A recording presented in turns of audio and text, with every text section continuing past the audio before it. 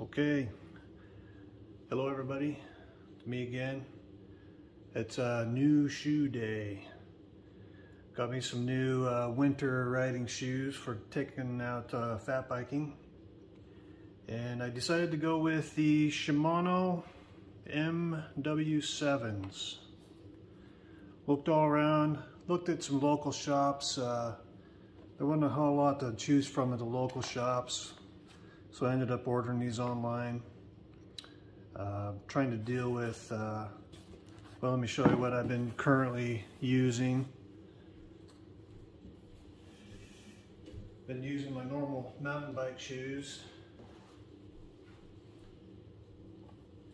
Got a pair of old Specialized body geometry, just a good old basic Velcro. Nothing too crazy. I run Shimano SPDs, and then in the wintertime when it's cold outside, I put on a pair of these neoprene boot covers, shoe covers. And as you can see, you know, when you're going off-road, especially when you're out fat biking on the snow, you're gonna have to get off and probably hike a little bit, and it's starting to kind of tear them up. These do pretty good when it's fairly cold, but I have been out once or twice when it's been about, I'm trying to figure out which way to go here. It's been about 7 degrees Fahrenheit in the mornings, and yeah, it's pretty cold. Now, part of my problem is that I deal with peripheral neuropathy kind of symptoms in my feet.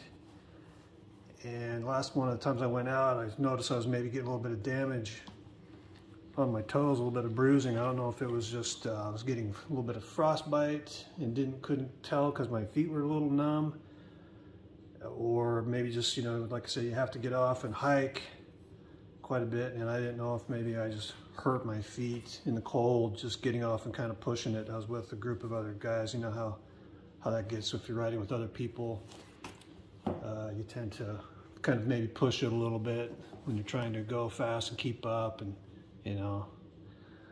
So here's the new Shimano MW7s, also known as, let's see, here's the box that came in, the SH-MW702s. I believe these are kind of considered the a wide large version.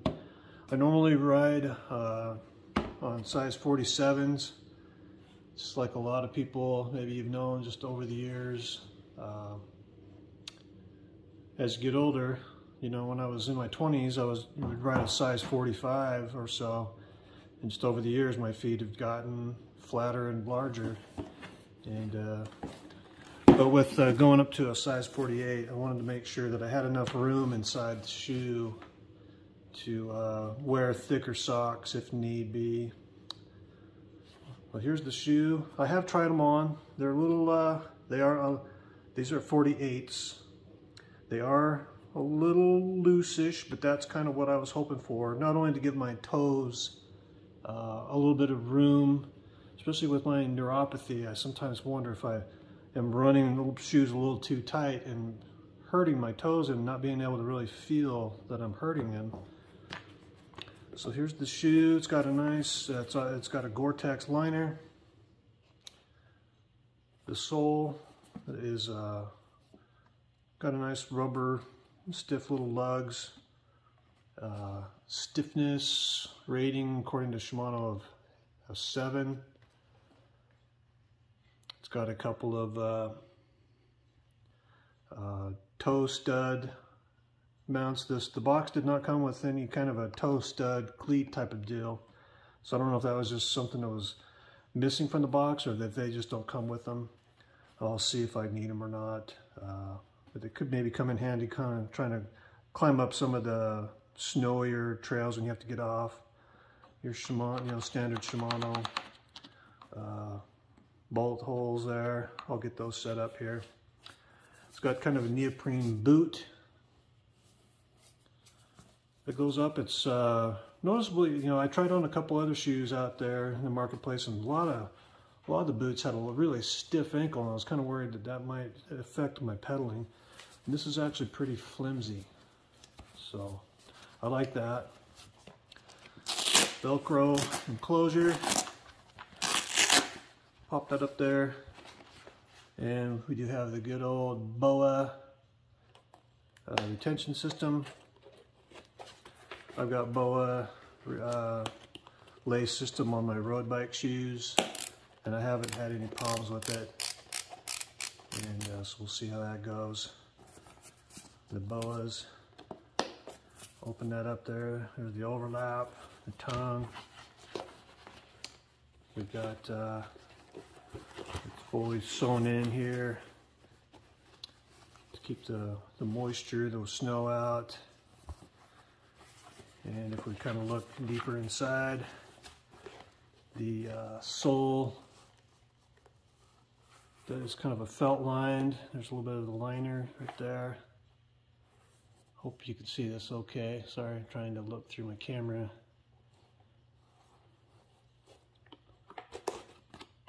A little bit of so there it is. I'll try it on real quick, show everybody how it looks when it is on my feet. Tighten that down. Yeah, I wanted something a little bit looser for the winter time, especially, so if I needed to, I could run a thicker sock to help enhance the insulation if need be. And I also ordered some neoprene sock toe covers. I'm going to give those a try. So with trying these on, I think I'll have plenty of room inside for that kind of a neoprene boot. I hope that I don't need to put this boot cover over the top. If I do, because this is quite a bit larger shoe. With my other mountain bike shoes, I really don't have too much of a problem slipping these on, but it's kind of a pain. But like I said, around 20-30 degrees Fahrenheit, usually I think my toes and feet kept okay, but I just wanted something to really help me out with those really cold mornings or those cold rides, and something I didn't have to hassle with the neoprene boot cover as I'm out there getting ready to go and after the ride.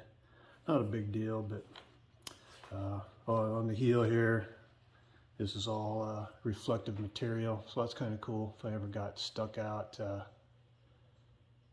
on the road somewhere, I needed a little bit of reflectivity for traffic. Comes in kind of nice. That's the right side, left side, shocker, it's identical. All right, let me pause this video and put them on, show you what they look like on. Back in a minute. All right, there's the shoe, foot. These are some Columbia merino wool socks, something similar to what I would maybe ride in. I've got some Giros. These aren't super thick. So anyways, yeah, to get these on, open up the flap. So you just pull out the BOA knob till you hear it click, and then I just kind of spread the shoelaces apart to widen it.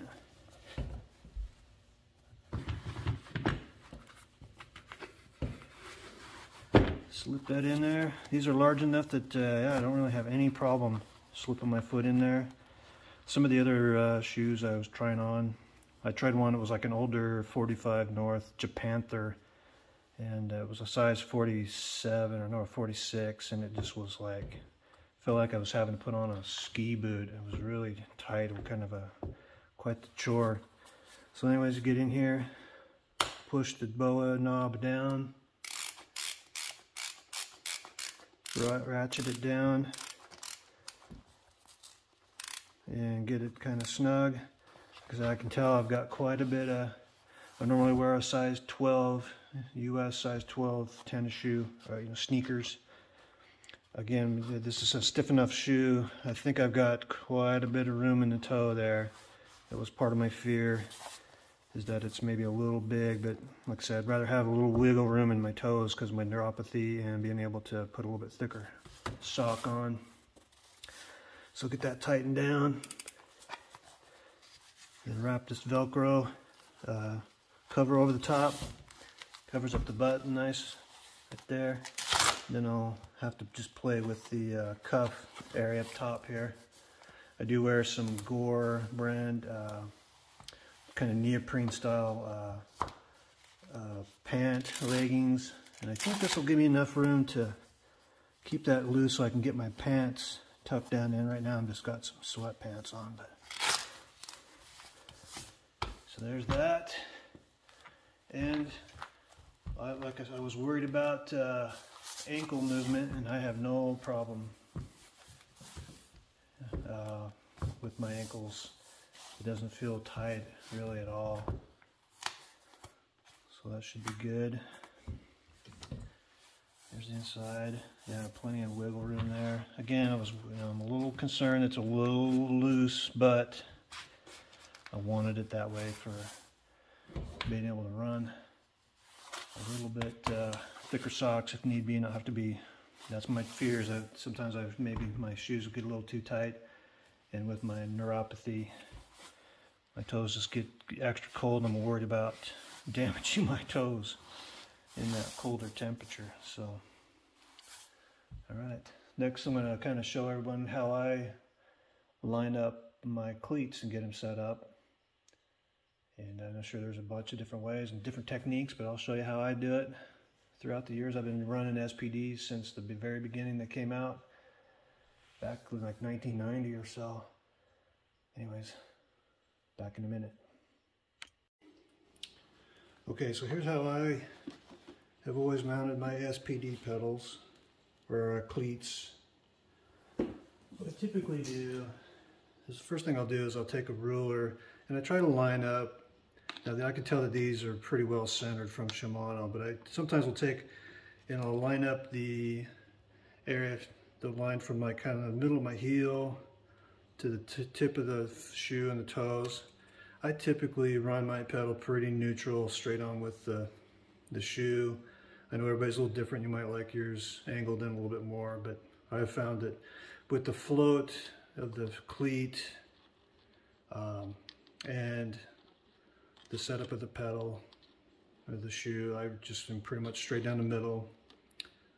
So that's kind of sometimes what I would do is, you know, if you don't have, if your bolt holes or, you know, the groove, the guide on the shoe is a little bit not quite centered. What I do is, yeah, I just kind of would take a ruler and get the middle from the toe to the heel, and then I would mark that with a Sharpie somehow to kind of get my center position.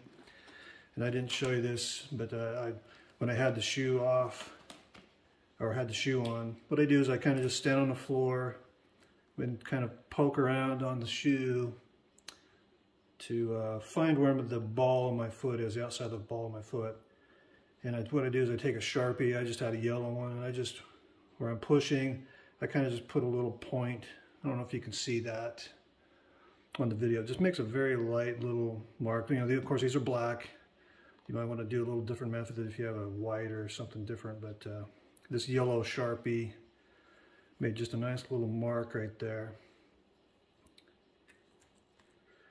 And so what that does, that kind of helps me guide the vertical plane, or where the ball of my foot is, where the cleat is going to go.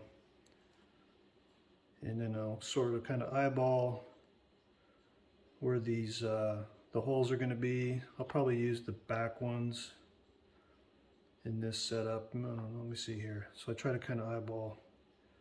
Maybe I'll go with the forward. Okay. So there's that. I've already gone out in the shop. I had a pair of, these are new cleats. I just have always put a little bit of grease on the screws, the bolts. Get those on there like that. Maybe I'll get a little bit of grease on my finger here. There's not much on these, but And then maybe I'll just put a little thin film of grease on these little spacers on the bottom. Nothing crazy. Every so often my shoes will start to creak and I'll have to pop my cleats off. And these are the Shimano, these are the SH-MW702, which I believe have a little bit of float, but I believe they're single release, so you can't pop out up, you have to twist to the side. So flip the shoe upside down, put the cleat on the shoe, put this little plate here,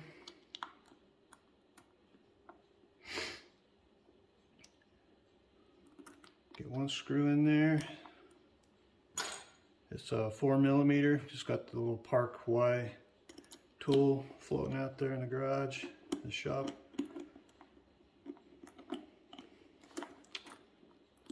Making this look harder than it needs to be. Now what I'll do is I won't tighten them down at all. I'll just put them in there and kind of get them a little slightly, so they're barely touching. Because I don't want to bite these down yet. So then what I do is I try to maintain, you know, you're going to be able to put these on, angle them a little bit, but like I say, I like to just keep mine right in the middle. And so I find my little dot, and I'm gonna just maybe, I'm having to eyeball it side to side here.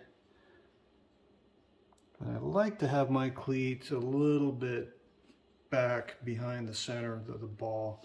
And I can tell the way I've put them in these forward holes, I can kind of tell the two bolts, if I kind of go around to the side, are a little bit, I like to be back a little bit farther. So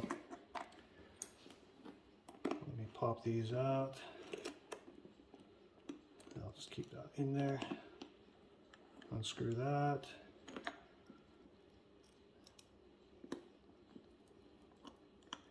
And then move these bolts to the aft, the rear holes in that plate, and I'm making it look harder than it actually is because I'm trying to show it on the video. Hopefully I'm keeping it in line on the camera. Alright. I'll just just get those to where they're starting to tighten. So I don't want to, these cleats have little teeth on the bottom. And as many of you know, as soon as you tighten those down, they kind of bite into the sole of the shoe here. And if you want to do small adjustments, it's kind of a pain to get it. So I try to get this lined up as much as possible without tightening it down all the way. So there's my dot. There's my cleat. And I can tell I want to come back just a smidge, just a little bit.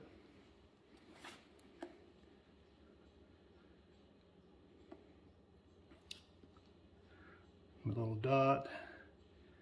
And it's nothing scientific at this point. And I've noticed that, you know, overall, especially on mountain bikes, my feet, my knees and stuff, just, you know, slight variations on the cleat doesn't make a huge difference to me.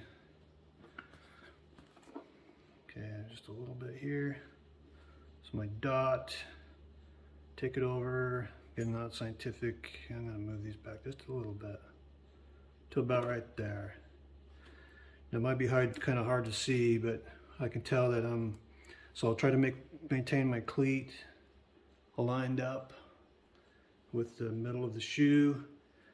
I usually just kind of shoot from as far as side to side, I just kind of shoot for the middle of the, where the cleat goes in. Okay, there's that. I guess I could even take a ruler here and sort of help me eyeball that if I were trying to draw a line. So I'm just a little bit behind my dot, and I think that'll be good. Again, I don't overthink it too much. And then I just kind of start to tighten these down a little bit at a time.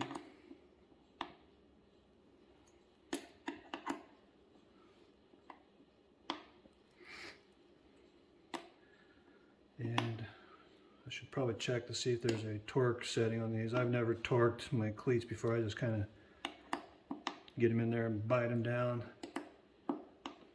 like that. Okay. And again, these have a little bit of float. I just, you know, I've never had a huge, I very rarely have put my clip in and immediately regretted my cleat choice, other than over the years I used to line my cleat up more right over the, lined up with the ball. But I've noticed I feel a little bit better if I have my shoe a little bit farther. So here would be the pedal. So I like it with my shoe a little bit farther forward on the pedal. It seems like I just don't, if I have it lined up or a little bit back, my feet, my calves get a little worn out because I feel like I'm having to tippy-toe push as I'm pedaling. So that's how I do it. And I'll go, you know, I'll go try them out.